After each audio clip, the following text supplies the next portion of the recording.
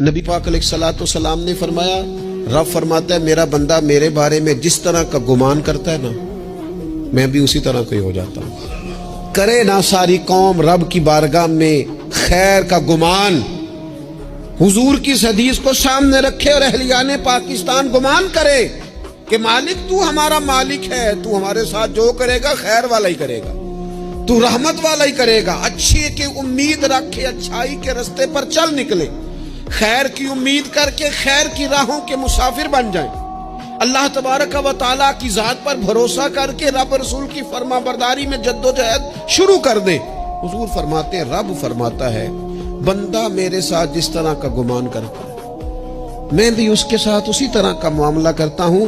جو مجھے دل میں یاد کرے میں بھی اسے تنہائی میں یاد کرتا ہوں، جو مجھے لوگوں میں یاد کرے میں فرشتوں کی جماعت میں یاد کرتا ہوں۔ وَيَفَذْكُرُونِ أَذْكُرْكُمْ، اعلیٰ حضرت نے ترجمہ یہ کیا ہے، رب کہتا ہے تم میرا ذکر کرو میں تمہارا چرچا کر دوں گا، چرچے ہو جائیں گے تمہارے دنیا میں۔ تم میری یاد کرو میں تمہاری یاد کروں گا، تمہارا تذکرہ ہوگا۔